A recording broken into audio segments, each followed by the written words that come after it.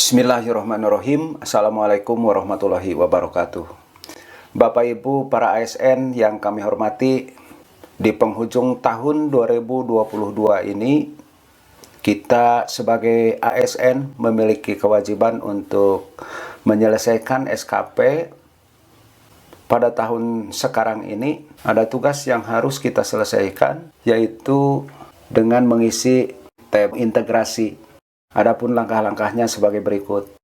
Dipersilahkan Bapak Ibu sekalian untuk memperhatikan video ini sampai selesai. Pertama yang harus kita lakukan adalah kita klik tab integrasi, lalu pilih SKP.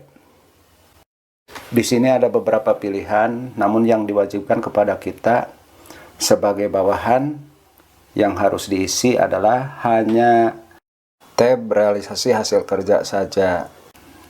Kita klik realisasi hasil kerja.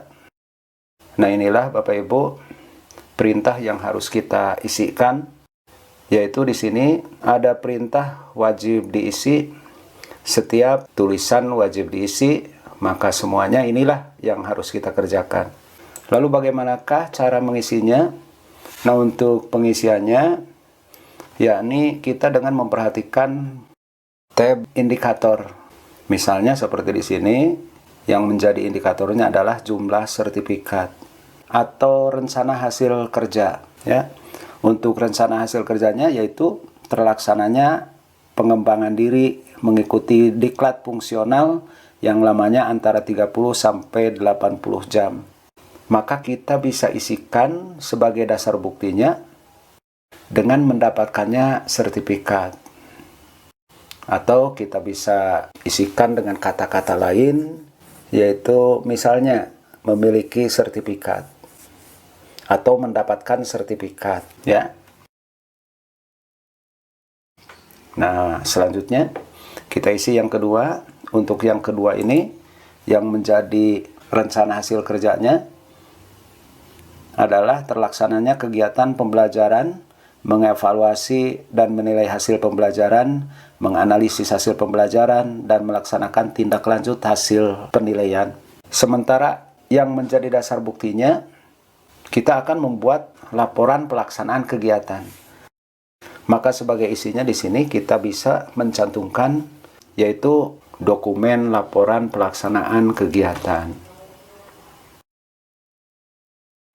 Kita lanjut yang ketiga, terlaksananya tugas lain yang relevan dengan fungsi sekolah, madrasah menjadi wali kelas. Sementara yang menjadi buktinya untuk penunjukan menjadi wali kelas ini yaitu dengan dikeluarkannya SK yang dibuat oleh kepala sekolah.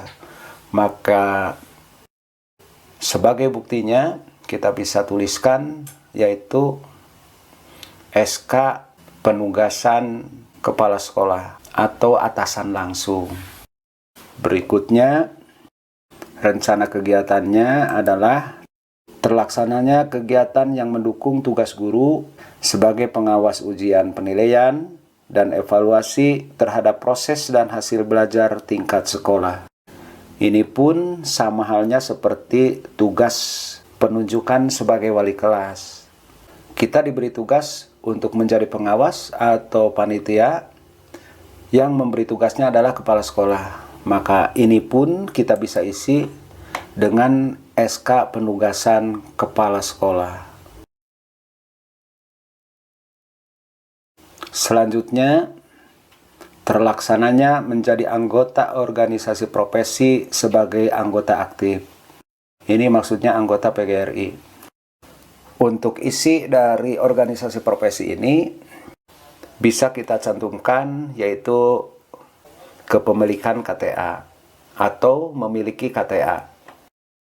Nah, yang terakhir yaitu terlaksananya kegiatan yang mendukung tugas guru menjadi anggota kegiatan kepramukaan sebagai anggota aktif. Nah, untuk yang ini bisa kita isikan misalnya SK dari kepala sekolah atau ya SK dari Kamabigus, ya, karena kepala sekolah di sini bertindak sebagai Kamabigus. Bapak Ibu yang saya hormati, selesailah sudah ya pekerjaan kita. Hanya itu saja Bapak Ibu yang harus kita kerjakan Dan selanjutnya kita tinggal hanya menunggu umpan balik dari kepala sekolah. Dan selanjutnya saya akan memperlihatkan juga bagaimana langkah-langkah yang harus dilakukan oleh kepala sekolah atau tim yang ditunjuk oleh kepala sekolah untuk mengerjakan SKP-nya. Terlebih dahulu dibuka dulu SKP kepala sekolahnya, lalu pilih integrasi, pilih juga SKP. Di sini ada dua pilihan, ada SKP sendiri, ada SKP bawahannya. Yang akan kita kerjakan adalah SKP bawahan. Klik SKP bawahan. Nah, kita lihat ada dua menu yang harus dikerjakan oleh kepala sekolah, yaitu menu realisasi hasil kerja dan ekspektasi perilaku kerja. Kita coba kerjakan satu persatu. Kita cari dulu personel yang menjadi contoh dalam pengerjaan SKP ini. Nah, kita kerjakan dulu realisasi hasil kerja. Nah, untuk pekerjaan yang harus dilakukan oleh kepala sekolah ini, semuanya ada perintah wajib diisi. Baik itu kuantitas, kualitas, dan waktu, semuanya harus diisi. Sementara untuk pedoman pengisiannya itu, kita dengan melihat rating hasil kerjanya. Apakah sesuai ekspektasi, ataukah di bawah ekspektasi, atau di atas ekspektasi. Kebetulan sebagai contoh di sini tidak ada yang di bawah ekspektasi. Semuanya sesuai ekspektasi. Berarti yang bisa kita berikan umpan baliknya yaitu dengan kata-kata baik misalnya, atau baik sekali, atau amat baik juga bisa, ya. Misalnya kita cantumkan saja sangat baik. Dan bisa juga kita tambahkan kata-kata lain, misalnya perlu dipertahankan, atau dengan kata lain agar dipertahankan, ya.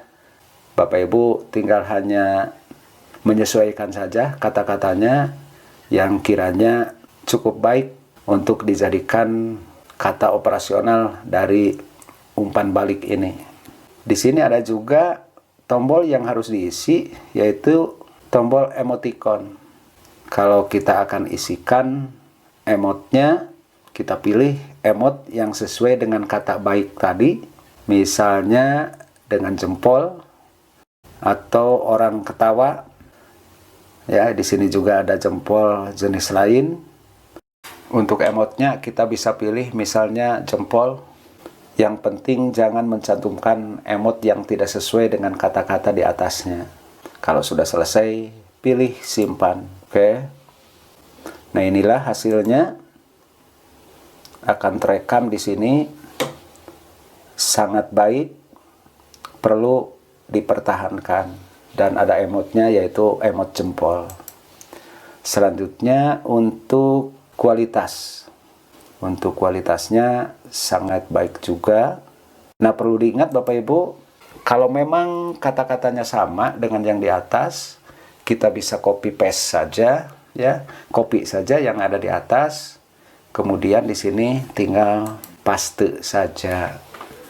Pilih emotnya juga kalau perlu. Kalaupun tidak dibuatkan emot, itu tak menjadi masalah karena memang ini merupakan pilihan opsional. Kita paste di sini sangat baik. Emotnya misalnya tidak dicantumkan di sini. Inilah penampilannya tanpa emot. Untuk umpan balik yang ini pun sama dengan yang lainnya karena memang semuanya sama, ya. Yaitu sesuai ekspektasi, maka kata-katanya pun saya kira kita bisa mencantumkan dengan kata-kata yang sama. Supaya mempermudah, ya, lebih baik kita buatkan dengan kata-kata yang sama saja. Jadi pekerjaan kita akan lebih mudah, kita tinggal hanya paste saja, ya. Di setiap wajib isi, kita tinggal hanya paste. Dan seterusnya sampai selesai.